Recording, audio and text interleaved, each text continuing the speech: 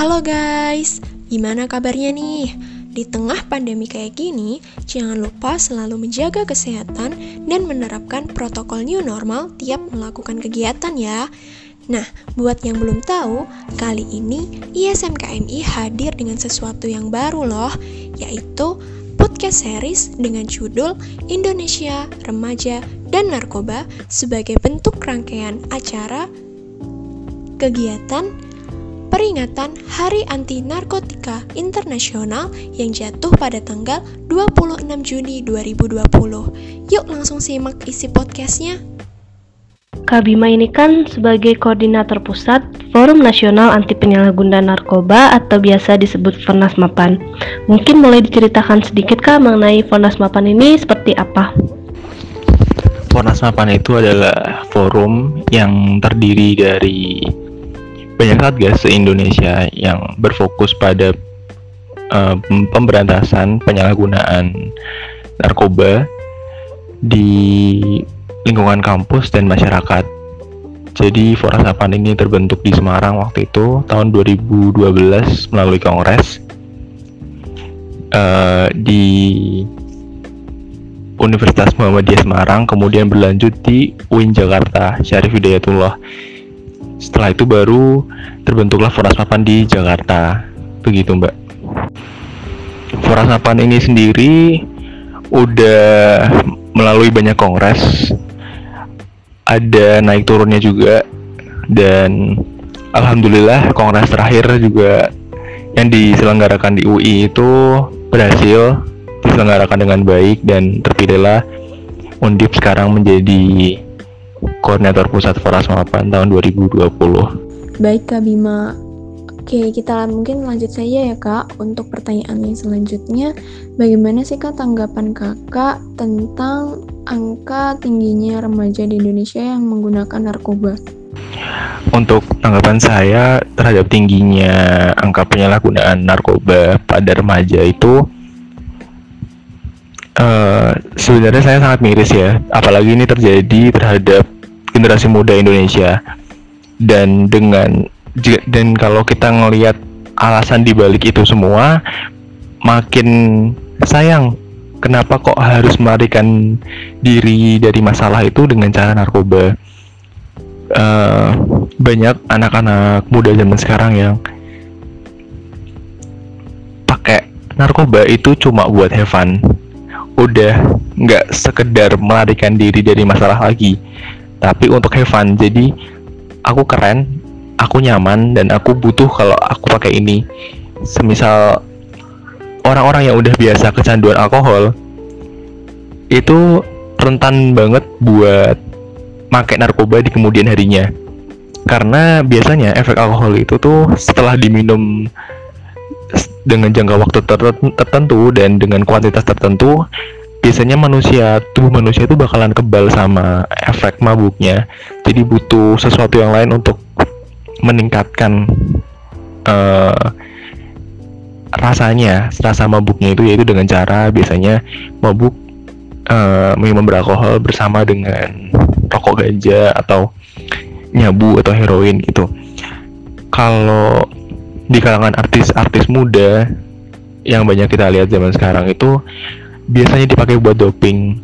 Lebih miris lagi kalau itu dipakai buat doping, karena mereka cari uang, mereka bekerja dengan cara merusak badannya sendiri. Kayak akhirnya uang yang mereka, seandainya semisal itu nggak terungkap sampai mereka tua, apa jadinya badan mereka yang seharusnya dirawat dengan baik tapi malah dirusak dengan narkoba dari muda gitu. Untuk sekedar informasi aja ya, kalau orang bilang narkoba itu tuh sekali coba bakal ketagihan, itu tuh bener banget adanya. Jadi bener-bener kalian baru satu kali pakai, misalnya ganja 1 linting, itu baru diisap sekali, itu langsung kalian nagihnya setengah mati dan bakal nyoba lagi di keesokan harinya. Hal yang sama tuh berlaku di banyak narkoba lain, jenis-jenis lain kayak gitu.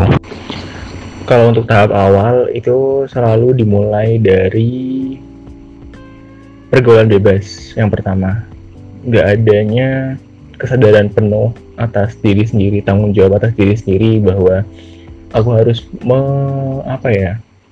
mengatur diriku sendiri untuk jauh dari sesuatu yang negatif.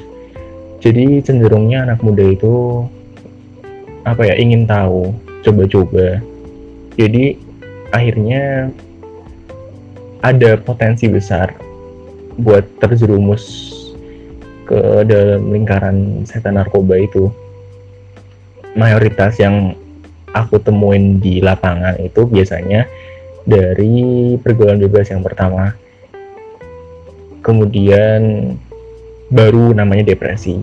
Soalnya kadang orang depresi itu merasa dirinya sendiri aja udah loveless, udah nggak merasa dicintai. Jadi mereka butuh mereka kadang sadar dengan sendirinya kalau bukan diri mereka sendiri yang mencintai diri mereka sendiri, maka nggak ada orang lain. Sedepresi itu mereka. Jadi biasanya sih dari pergaulan bebas yang aku lihat. Kemudian baru depresi, itu pun jarang. Kemudian tuntutan pekerjaan sama tekanan hidup, itu yang memang sulit buat dihindari ya, apalagi di middle life crisis kayak gini. Anak-anak muda zaman sekarang tuh kayak belum nemu jati diri mereka, arah mereka kemana di masa depan. Nah biasanya tuh di fase mencari jati diri mereka tuh mereka kadang melakukan suatu hal yang ceroboh, yaitu dengan cara kalau nggak ke narkoba, biasanya sih ke pergaulan bebas, kemudian ke tindakan kriminal. Kalau itu tindakan kriminal ini biasanya tuh akibat dari penyalahgunaan narkoba juga. Jadi setelah mereka mabuk, mereka kan nggak punya kontrol atas diri mereka sendiri. Ada narkotika yang bersifat reaktif, jadi mereka memacu metabolisme tubuh penggunanya, jadi mereka bakal lebih aktif, lebih kuat, lebih barbar daripada biasanya, dan mendorong mereka untuk melakukan sesuatu hal yang bersifat kriminal, kayak begal, rampok, kemudian pembunuhan yang meskipun tidak terencana. Banyaklah contoh-contoh tindakan kriminal yang diawali dari penyalahgunaan narkoba terlebih dahulu. Kemudian untuk kasus yang coba-coba itu sebenarnya jarang ditemuin. Untuk yang karena depresi ya, coba-coba yang karena depresi itu jarang banget ditemuin. Lebih banyak karena tekanan pekerjaan, tekanan hidup, mencari jati diri, kemudian pergaulan bebas, itu yang paling tinggi. Baik Kak Bima, dari ini ada yang ingin saya tanyakan sih Kak, dari pengalamannya Kak Bima nih, pernah nggak sih kakak menemui seorang remaja yang dia ini bukan hanya mengonsumsi, mengalami kecanduan, tapi juga mengedarkan barang haram tersebut Kak? Baik Kak Bima, lantas bagaimana tanggapan Kak Bima mengenai orang yang sebelumnya mengonsumsi narkoba namun selanjutnya juga mengedarkan obat-obatan narkoba tersebut? Muda zaman sekarang itu tuh mungkin dari 1.000 orang itu ada 2 atau 3 orang dengan kasus yang sama, yang awalnya pemakai kemudian jadi pengedar. Dan itu nggak sedikit. Kalau dari 1.000 orang 2-3 mungkin dihitung satu kota itu ada beberapa anak yang punya kasus kayak gitu, dan itu sudah cukup banyak untuk masalah narkoba. Karena bayangin, satu pengedar itu tuh punya beberapa pasar loh. Dia punya mungkin 10 atau 20-an konsumen tetap, punya langganan sendiri. Dan bayangin kalau itu ternyata mereka semua pakai rutin, dan ternyata dengan kegiatan rutin mereka, rutin pemakaian mereka itu malah merangsang atau mengajak orang-orang lain yang belum memakai itu jadi make. Ini loh yang jadi concern kita di Fornas Mapan bareng satgas-satgas lain se-Indonesia, kita tuh pengen generasi muda Indonesia, harapan bangsa Indonesia itu untuk melek, seenggaknya tahu dulu bahwa narkoba itu tuh bukan sesuatu barang yang bisa dipakai buat mainan. Karena sekalinya make nggak akan pernah bisa lepas, apalagi alkohol, narkoba, terus barang-barang yang memiliki potensi untuk menyebabkan kecanduan itu tuh semuanya parah, Kak. Misal alkohol itu dia nggak akan pernah lepas dari tubuh sekalinya dikonsumsi, dan mereka itu alkohol itu sifatnya akumulatif, jadi sekali dikonsumsi nanti numpuk lagi dalam tubuh, numpuk lagi dan nggak akan bisa hilang. Jadi itu yang nyebabin kita tuh ngerasa alkohol tuh satu gelas kurang, satu gelas hari ini, satu gelas besok itu masih kurang, akhirnya minum 2, besoknya minum 3, besoknya lagi minum 4, besoknya lagi minum 5, kayak gitu seterusnya. Jadi semua yang bersifat adiktif itu sama kalau saya rasa pattern pemakaiannya. Baik Kak, terakhir nih Kak, mungkin Kakak bisa memaparkan tips dan trik agar remaja dan kaum pemuda bisa terhindar dari narkoba, dan juga memberikan closing statement tentang Indonesia, remaja, dan narkoba dalam peringatan Hari Anti Narkotika Internasional. Untuk tips dan triknya sebenarnya gampang banget. Jangan pernah nyoba aja, udah. Mau ditawarin, mau dikasih, mau diiming-imingi segala sesuatu soal narkoba, jangan pernah mau nyoba.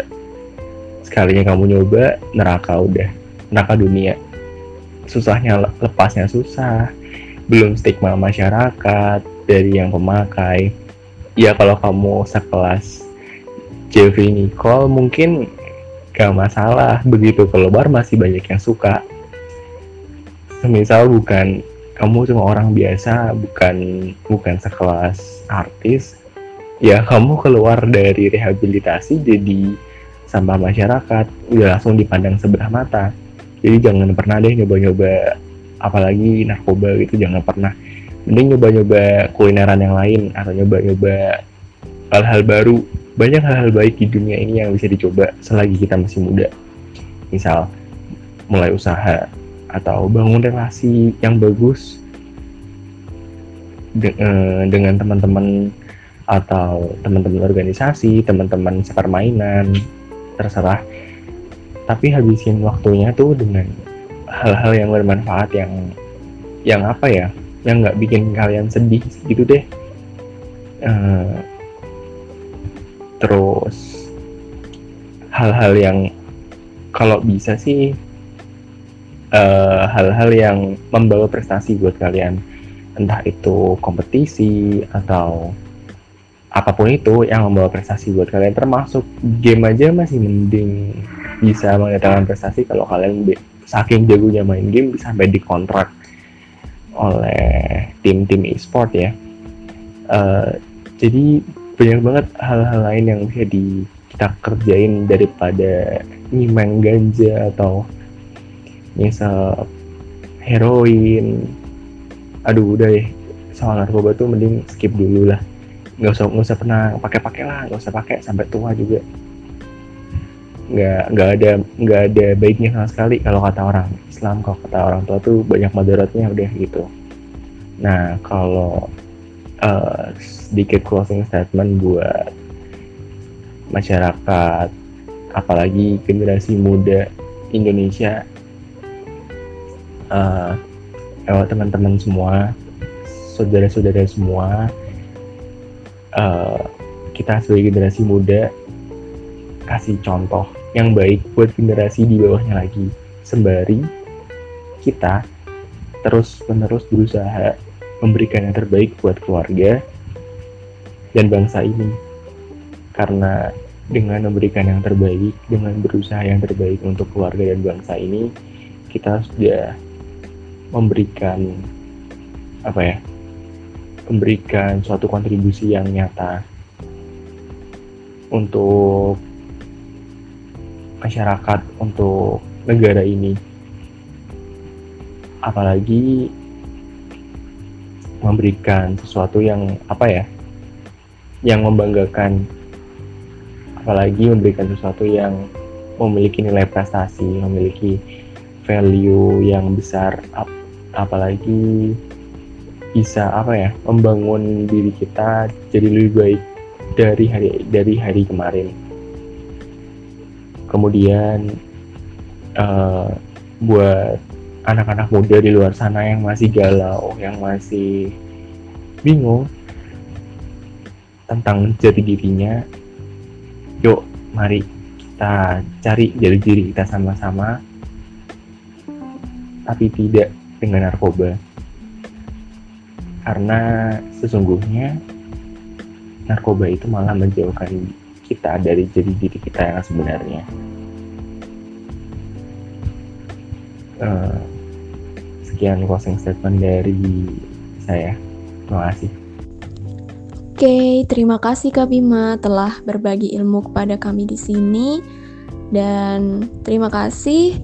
Sampai jumpa lagi Kak Bima. Dadah. Sama-sama Mbak Mutia, Mbak Alda. Terima kasih juga udah undang Poras Mapan buat jadi bagian dari acara podcast ISM KMI.